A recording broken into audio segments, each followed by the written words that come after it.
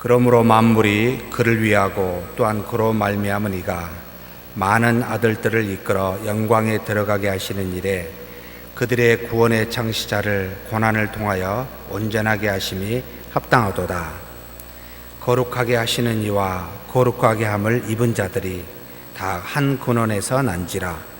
그러므로 형제라 부르시기를 부끄러워하지 아니하시고 이르시되 내가 주의 이름을 내 형제들에게 선포하고 내가 주를 교회 중에서 찬송하리라 하셨으며 또다시 내가 그를 의지하리라 하시고 또다시 볼지어다 나와 및 하나님께서 내게 주신 자녀라 하셨으니 자녀들은 혈과 육에 속하였음에 그도 또한 같은 모양으로 혈과 육을 함께 지니심은 죽음을 통하여 죽음의 세력을 잡은 자 곧 마귀를 멸하시며 또 죽기를 무서워함으로 한평생 매어 종노릇하는 모든 자들을 놓아주려 하심이니.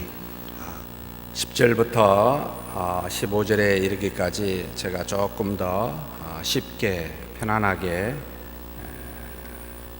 번역을 다시 해서 여러분께 말씀드리겠습니다.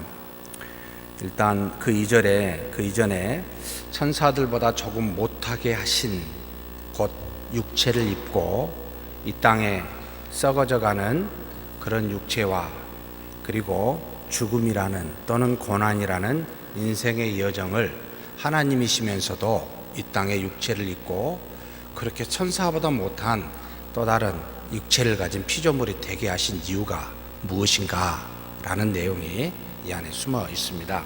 그래서 10절부터 제가 조금 편하게 여러분이 그냥 들으시면 좋겠습니다.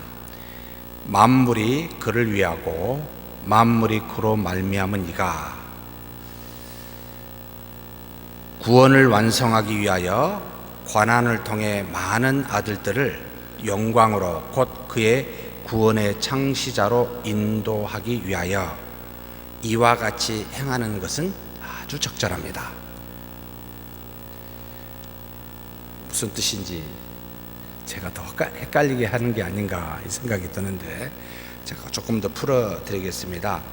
자, 만물이 그를 위하고 만물이 그로 말미암은 이가라고 할 때 지금 예수 그리스도에 대해서 히브리서 기자인 바울이 계속 증거하고 있습니다.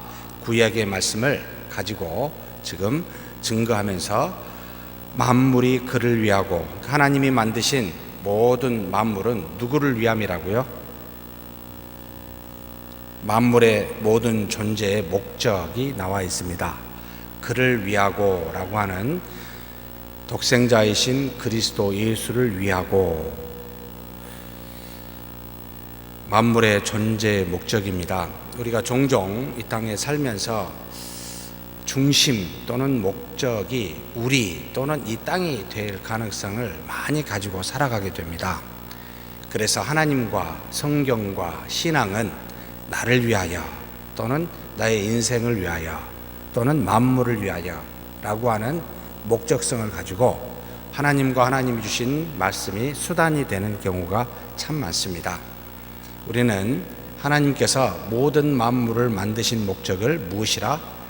하나님의 영광을 위하여, 하나님의 나타나심을 위하여, 하나님이 인간의 곧 또는 만드신 피조물에 드러나기 위하여 하나님을 위하여 만드셨습니다 라는 이 주객이 전도되는 그런 일이 없었으면 좋겠습니다.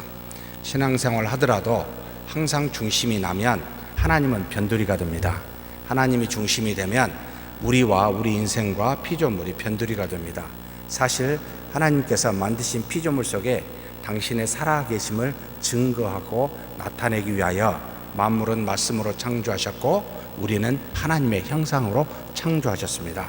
그래서 눈에 보이고 만져지는 모든 것은 하나님의 그 어떤 것을 담지하고 있습니다. 이걸 드러내라는 겁니다. 이렇게 만드셨음을 기억하시고 그렇게 하나님의 영광을 위해 나타내기 위해서 우리를 만들었습니다. 곧 인간은 하나님의 형상으로 만들어 교통의 대상이 되게 했고 만물은 하나님의 말씀으로 만들어 통치의 대상이 되게 했습니다. 이 부분도 우리 성도님들께서 깊은 묵상이 좀 필요합니다. 모든 만물은 교통의 대상이보다는 하나님의 섭리를 통하여 하나님의 뜻을 이루어가는 통치의 대상이 되었는데, 유일하게 만물의 마지막에 만드신 우리 인간은 하나님의 형상으로 만들어 하나님과 유사한 비슷한 영이신 하나님과 영적인 피조물로 만들어 뭐하게 하셨다? 교통케 하셨습니다. 그래서 하나님과 우리 사이에는 우리는 그래서 인간 존재 자체가 하나님의 영광이요, 만물은 하나님의 섭리하심이 하나님의 영광입니다. 그래서 이걸 잘 좀 묵상해 보실 필요가 있습니다.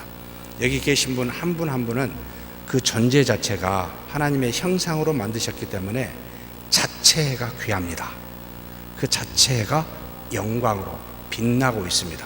그래서 이 땅에서 어떤 조건에 처해 있든지 간에 그 사람 자체는 하나님의 영광을 나타내기에 빛이 나는 귀한 존재임을 기억하십시오.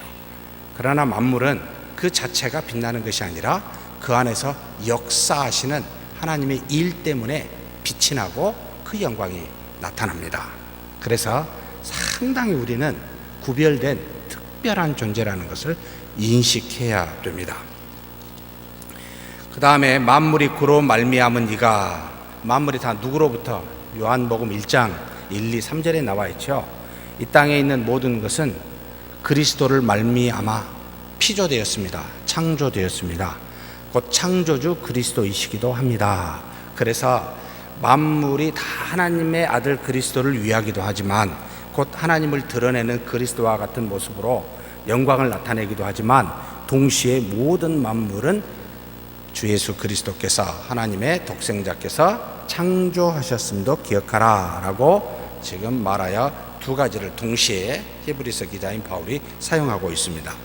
그러면서 아들들을 영광으로, 곧 아들들은 하나님의 택한 자녀들, 구원받은 자녀들인데, 영광으로 곧 그의 구원의 창시자로 인도하기 위하여.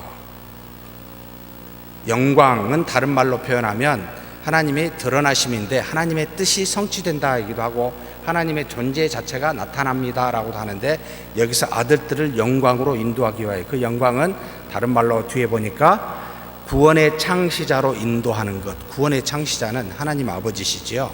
구원의 성취자는 주 예수 그리스도인데, 구원의 창시자로 곧 원래의 아버지로 인도하시기 위하여, 곧 영광으로 아들들을 인도하기 위하여. 뭐 어떻게 하셨다고요? 이와 같이 하는 것이 적절합니다. 이와 같은 게 뭐죠? 천사보다 조금 잠시 동안 못하게, 또는 조금 덜 하게, 못하게 만든 그 이유는 바로 뭐죠?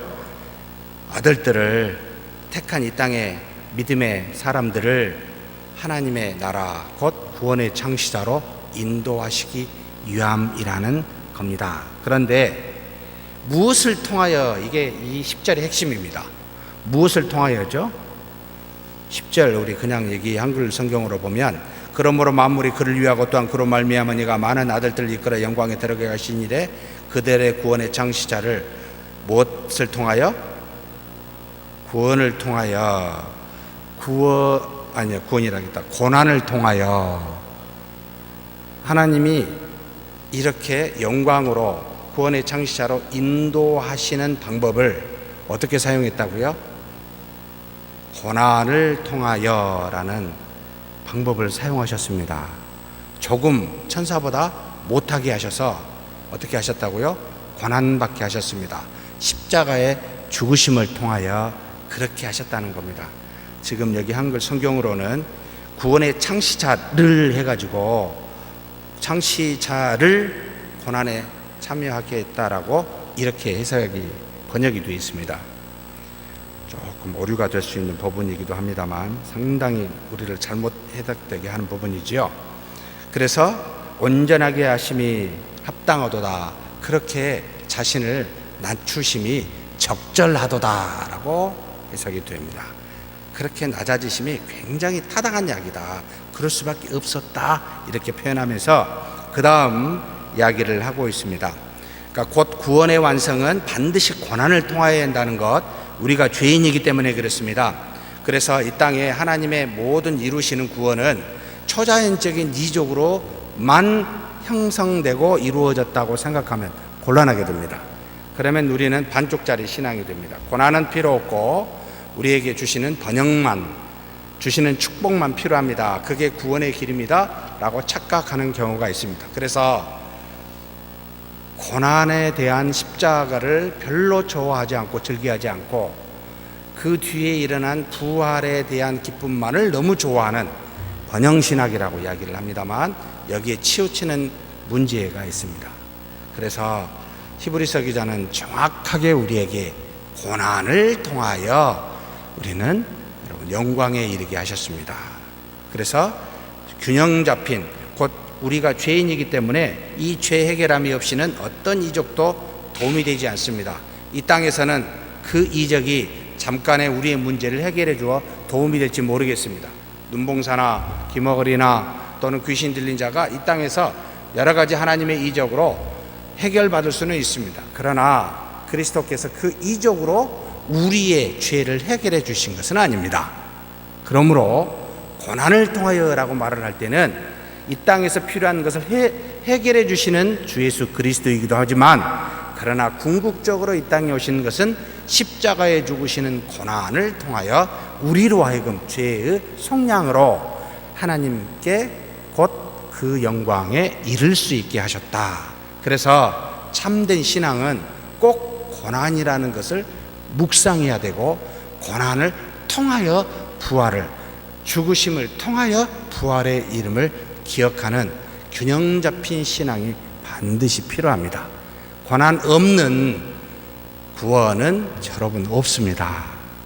그래서 이 땅에 우리의 연약함으로 필요한 문제를 해결해 주시기도 하지만, 그것은 나를 보고 믿으라, 내가 십자가에 죽는데 이 고난을 통하여 너희를 구원하니 그런 나를 믿으라, 그래서 초자연적인 이적을 수단으로 보여주신 겁니다.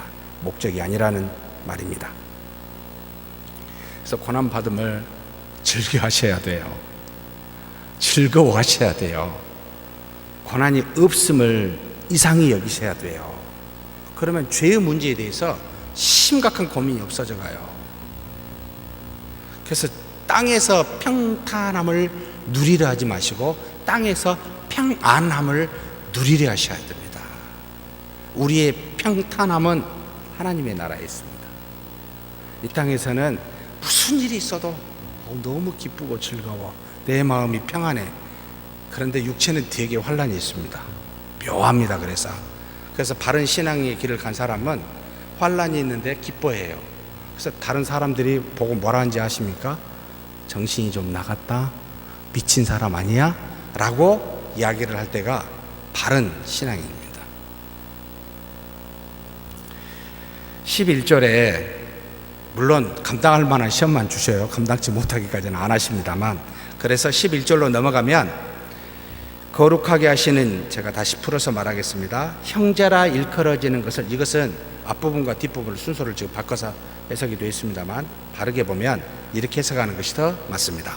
형제라 일컬어지는 것을 부끄러워하지 않으므로 거룩하신 이와 거룩하게 함을 입은 자들이 다 한 근원이 되었습니다.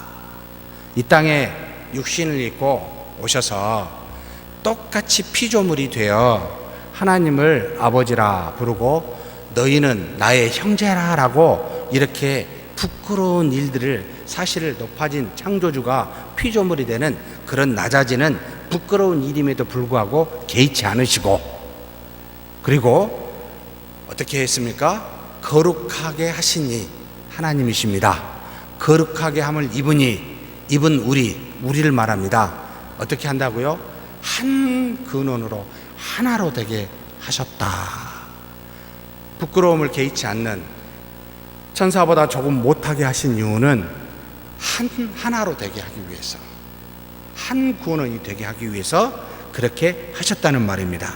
그래서 천사보다 잠시 못하게 하셨고 인간의 육신을 입고 오셨고 창조주가 피조물이 됨을 부끄러워하지 않으심으로 우리를 한 근원, 곧 우리는 어떻게 되었죠? 우리는 이 땅에서 하나님이 택하여 이 땅에서 하나님의 자녀된 사람이요, 예수 그리스도는 구원의 협정을 통하여 하나님과 구원의 협약을 맺어 하늘로부터 이 땅에 오신 하나님의 아들이 되었습니다. 예수 그리스도의 출발점은 하늘이요, 우리의 출발점은 이 땅이지만 동일하게 하나님이 우리를 택하셨고 하나님이 그를 보내사 한 군원으로 결국 하나로 다시 되게 하시는 은혜를 주셨습니다. 결국 우리와 하나님 사이에 중보자인 그리스도를 통하여 우리는 하나가 되어 한 군원으로 곧 하나님을 아버지라 모시고 하나님의 가족으로 되게 하는 그런 은혜를 우리에게 주셨습니다. 왜 그렇게 하셨을까요? 왜요? 왜 이와 같은 일을 하셨을까요? 요한일서 4장 9절에 나와 있습니다. 같이 한번 읽겠습니다. 하나님의 사랑이 우리에게 이렇게 나타난 바 되었으니 하나님이 자기의 독생자를 세상에 보내심은 그로 말미암아 우리를 살리려 하심이라. 자, 우리를 살리기 위해서 그러셨다는 거죠. 왜 살려야만 했을까요? 저 같으면 정말 벌을 주거나 매를 줘도 마음이 안 풀릴 것 같은데 왜 이렇게 하나님께서는 자신의 독생자를 보내사 우리를 살리십니까? 첫 부분에 나와 있죠. 하나님의 사랑이라는 말. 그래서 하나님은 무엇이다? 사랑이시라.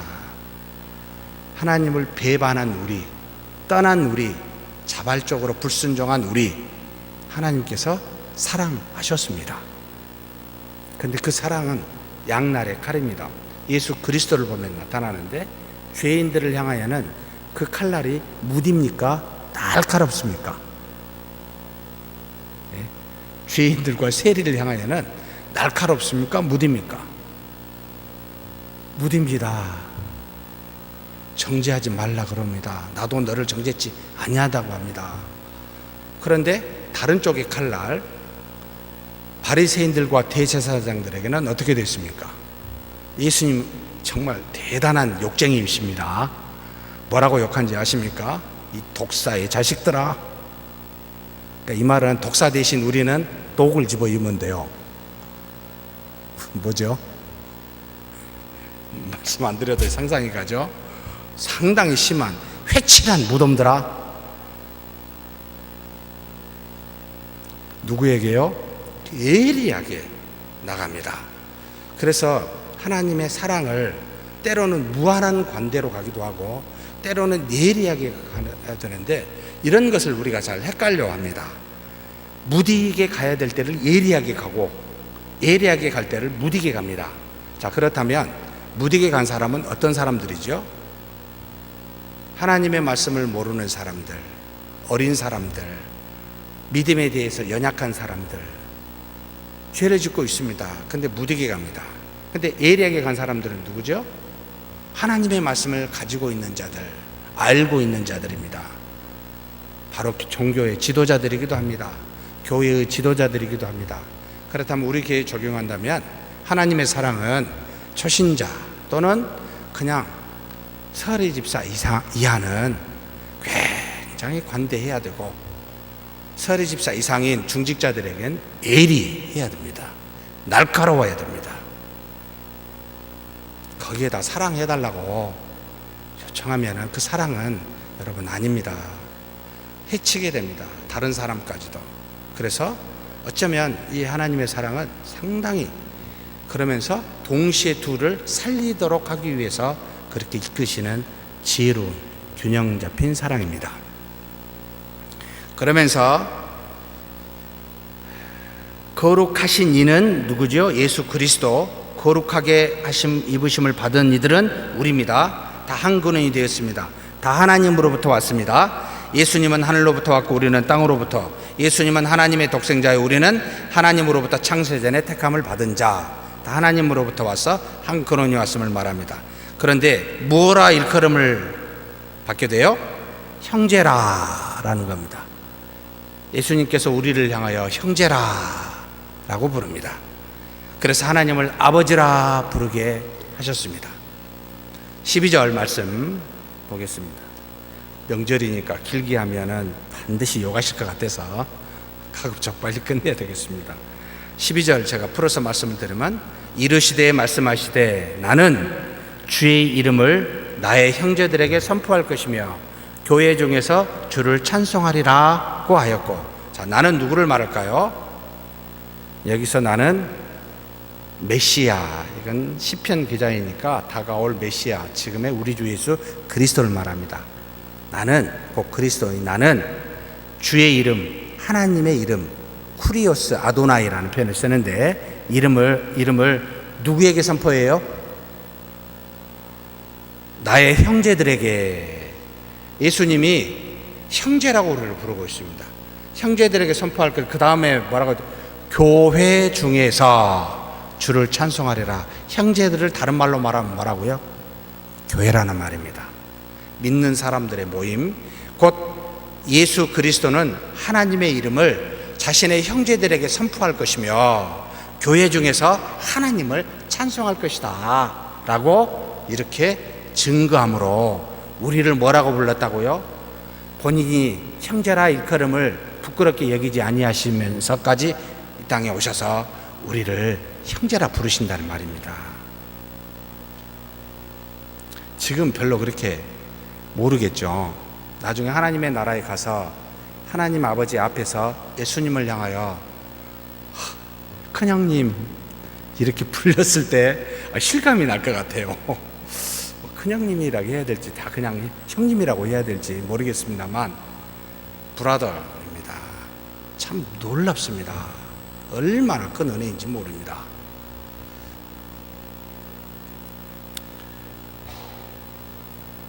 그리고 13절에 그리고 다시 또 말합니다. 시편에 나는 그를 의지하리라. 나는 메시아인 주 예수 그리스도요, 그는 하나님이십니다. 하나님을 의지하리라. 또 말하는데 볼지어다, 다 주목해라. 나를 뭐라고요? 나와 하나님께서 나에게 주신 자녀라고 말합니다. 나와 하나님께서 나에게 주신 자녀. 아니, 하나님께서 자신에게 주신 자녀라면 쉽게 이해가 되는데 자기를 또 거기다 에고라는 말을 다 떠붙여 놨습니다. 나와 하나님께서 나에게 주신 자녀, 무슨 뜻일까요? 하나님이 창세전에 우리를 하나님의 자녀로 택하셨을 때 누구 안에서? 에베소서 1장에 나와 있습니다. 4절부터 14절까지 무려 14번에 걸쳐서 나로 말미암아, 그리스도 안에서, 사랑 안에서라는 표현으로 창세전에 그리스도 안에서 우리를 택하였기에 나와 하나님께서 나에게 주신 자녀. 여기서 가장 중요한 용어는 아까 말한 형제고, 여기서는 자녀라는 표현입니다. 하나님이 우리를 자녀 삼으셨습니다. 근데 그 자녀 삼으심을 누구를 통해 또 누구를 보여줌으로 우리가 하나님의 자녀임을 알게 됐습니까? 그리스도를 통해서. 그리스도가 하나님을 아버지라 부르게 했고, 그리스도를 믿는 우리로 하나님을 아버지라고, 그렇게 결국 우리는 하나님의 아들로서, 자녀로서 함께 서게 됩니다. 그리스도와 함께. 그래서 그와 같이 나에게 주신 자녀라고 말하고 있습니다. 시편 22편 22절을 인용한 말씀이지요.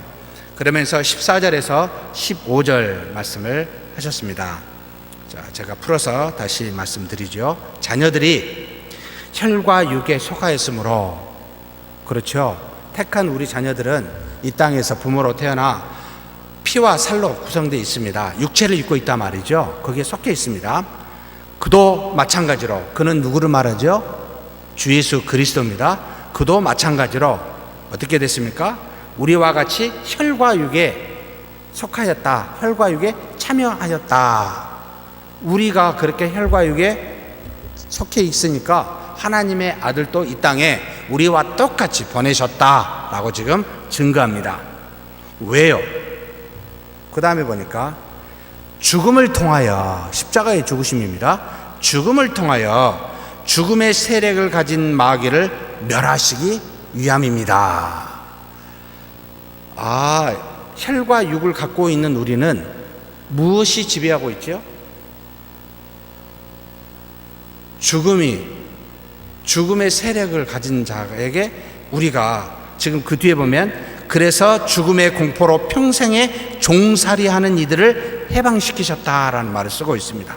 결국 마귀는 죽이는 일을 하는데 혈과 육을 갖고 있는 우리는 이 사망이 우리에게 있어 우리는 그 죽음의 종로를 굴복하고 있습니다. 그래서 여기로부터 해방시키기 위해서 곧 이 세력을 가진 죽음의 세력을 가진 마귀를 멸하시기 위해서 예수님을 이 땅에 우리의 똑같은 모양으로 보내셨고, 그리고 어떻게 하셨어요? 죽게 하셨다는 겁니다. 그래서 죽음을 통하여, 근데 예수님이 죽은 거다고 내가 죽음에서 해방하는 것과 뭔 상관이 있습니까? 네? 하나님께서 죄의 싹신 사망을, 곧 저주를 우리에게 주셨는데, 이 땅에 불순종한 우리, 곧 모든 것은 하나님이 만드신 그 원리에서, 하나님의 공의로운 성품에 의해서 만들어지고 심판되어지는데, 죄를 지은 우리, 곧 이 죽음의 세력 잡은 마귀에게 하나님이 그 권세를 줬지만, 그러나 이와 같은 일들을 해방시키기 위해서는 반드시 그와 같은 죽음의 문제를 해결해야 될 방법이 필요했는데, 바로 뭡니까? 죄가 없으신, 죄를 대신해서 죽어야 될 죄가 없는 한 사람이, 똑같은 존재가 필요했는데, 그를 통하여 결국 죽게 하시고, 그래서 대신 그의 모든 죄를 마땅히 받아 죽어야 될 사람들을 대신하여 죄의 싹쓸, 그 사망을 지게 하여, 그제 그 그리스도를 믿는 자로 하여금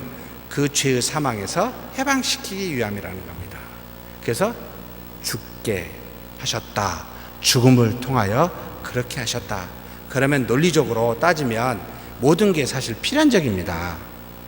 죄가 없으신 분이 오셔야 되는, 독생자가 오셔야만 했고, 이 땅에서 모든 사람의 죄를 위해서 죽으셔야만 했고, 그리고 이 죽음이 영원히 지배되지 못하게 하기 위해서 부활하셔야만 했을 수밖에 없는, 굉장히 어찌 보면 논리적입니다.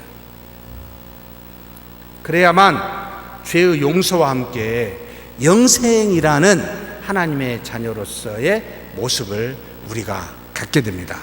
그리스도를 통하여. 그래서 정말 제가 이런 말, 비논리적인 이야기일지 모르는데, 믿음이 만병통치약이라는 말이 맞는 겁니다. 믿음으로만 모든 것이 해결이 됩니다. 다른 방법이 없다는 말이 됩니다. 저와 여러분이 그리스도를 믿는 것은 모든 문제를 해결받았다는 뜻이 됩니다. 죄의 문제와 의의 문제와 영원한 생명의 문제까지 전체를 다 해결받았습니다 라는 겁니다. 그런데 우리는 왜 믿음 외에 다른 것에 기웃거릴까요? 참 신기합니다. 이것도 믿음을 몰라서일까요? 아직도 뭔가 소망이 있다고, 육체나 세상에 있다고 믿는 것일까요?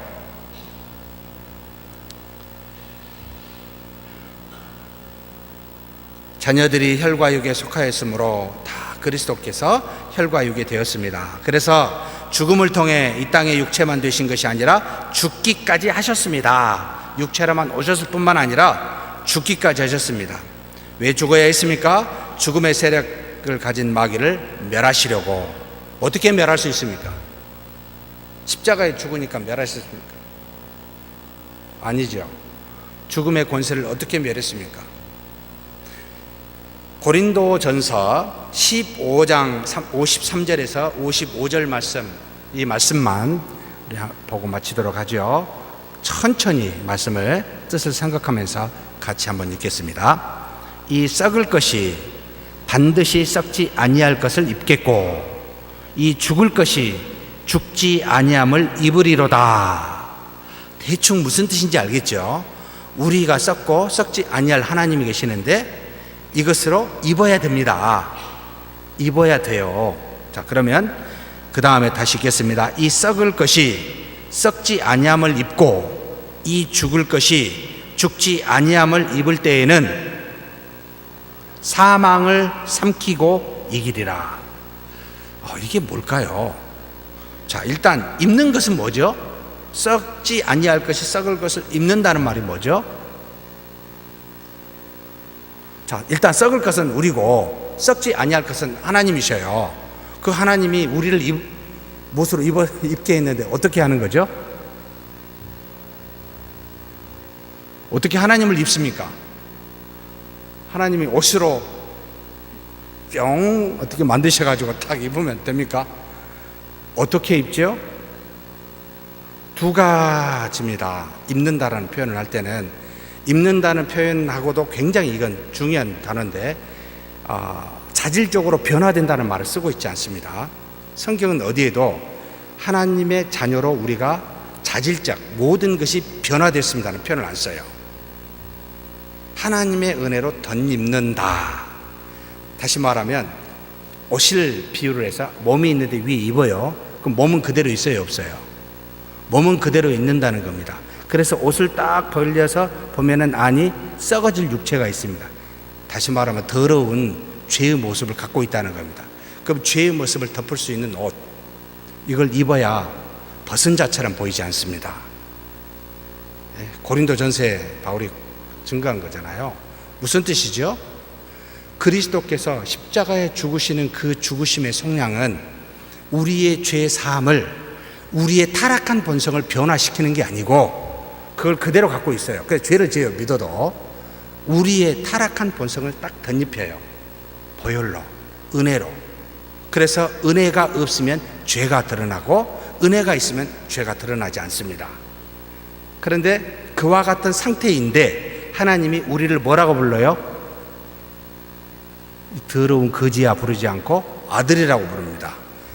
그 피를 덧입고 있어도, 십자가의 죽으심으로 덧입고 있어도, 왜냐하면 이 땅에서는 그와 같은 덧입음으로 친자가 아니라 양자로 있지만 곧 언제 완성이 됩니까? 이 사람이 반드시가 아니고 언젠가는 벗어 도망갈 수 있는 존재가 아니고 반드시 하나님의 자녀로 완성되기 때문에, 그래서 미리 덧입고 있다 할지라도 지금부터 하나님께서 자녀라고 부릅니다. 우리는 아버지라고 부릅니다. 완성이 보장되어 있기 때문에. 그래서 그리스도의 십자가의 죽으심의 보혈로 우리의 죄 사함으로 덧입게 하셨고, 무엇보다도 이와 같은 일을 적용하여 우리로 하여금 육체적인 사람이 되지 아니하고 우리 속 사람이 하나님의 사람으로 되기 위하여 누가 오셨죠? 성령의 하나님이 우리 안에 오셨습니다. 그래서 이 두 가지로 우리는 덧입혀 있습니다. 근데 이 두 가지에 대한 은혜가 충만하기 위해서는 충만한 이 은혜가 무엇을 통해서 나타납니까? 믿음을 통해서요. 곧 하나님과 우리 사이는 믿음의 교통을 통해서 은혜가 전가가 되는데, 믿음이 이미 구원받는다 할지라도 어떤 일의 상황에서 믿음을 갖고 있지 아니하면 거기에서 구원받은 하나님의 자녀 맞습니다. 그런데 죄를 짓습니다. 그 부분을 벗고 있는 겁니다. 계속 덧입으라니까요. 계속 잊고 있어야 된다니까요. 그래서 구원은 곧 의롭다 칭함을 받는 양자되는 구원은 단회적 믿음으로 단번에 이루어지지만, 거룩함을 입고 가는, 거룩한 삶을 살아가는, 지속적으로 벗은 자가 아니고 입은 자처럼 보이기 위해서는 지속적 믿음이 필요합니다. 이야기를 지난 시간에 했잖아요. 덧입고 있습니다. 그래서 세상 사람들과 똑같이 벗은 자로 보여주지 마십시오. 왜 벗습니까? 벗은다고 다 벗겨지진 않습니다. 하나님의 자녀로서 붙들고 계십니다. 그런데 그 부분이 더럽게 냄새가 나잖아요. 그래서 지금 그와 같이 이야기합니다. 이 죽음을 통해서. 그래서 썩을 것이 썩지 아니함을 입고 이 죽을 것이 죽지 아니함을 입을 때는 사망을 삼키고 이기리라. 그런데 예수님께서 십자가에 죽으시고 어떻게 하셨죠? 3일 만에 부활하셨습니다. 결국 죽음은 죄 사함을 주지만 결국 3일 만에 살아나심으로 죽음의 권세에 잡는 그 마귀를, 그 권세를 파괴시켜버리는 겁니다. 결국 그리스도를 믿는 사람은 그리스도와 같이 육체적으로 죽은 것처럼 잠깐 보일지 모르지만, 잠깐의 발뒤꿈치를 흠집내게는 보일지 모르지만, 그러나 3일 만에 부활하심으로 그 권세, 곧 사망을 이기고 살아나기 때문에 여러분 마귀의 머리를 치게 되는, 멸하게 되는 일이 일어납니다. 그래서 사망을 삼키고 이기리라. 그 다음 말씀이, 기록된 말씀이 이루어지리라 하면서 55절에 같이 한번 읽겠습니다. 사망아 너희 승리가 어디 있느냐? 사망아 내가 쏘는 것이 어디 있느냐? 그리스도께서 죽음을 이겨나 버리셨기 때문에 그리스도를 믿는 모든 자도 죽음에 더 이상 구애받지 아니하기 때문에 사망이 이길 수가 없습니다. 근데 어찌하여 죽은 자처럼 또 죽을 것처럼 생각하고 행동하십니까? 라고 지금 반문하는 거예요. 죽지 아니한다니까요. 절대로 죽지 않는다니까요. 왜 두려워하시냐는 거예요. 왜 세상을 무서워하시냐는 거예요. 육체를 해할 만한 자를 왜 무서워하시냐는 거예요. 죽음과 상관없다니까요. 우리는 이제 죽지도 않고 절대로 죽음이 우리를 지배할 수가 없습니다. 이것이 죽음을 통해 이 땅에 우리를 위해서 천사보다 조금 못하게 육체를 입고 오신 그리스도의 그 이유입니다. 믿으십니까? 이번 명절 기간 동안 걱정이 됩니다. 배를 찌울까 봐. 내 속 사람을 찌워야 되겠다.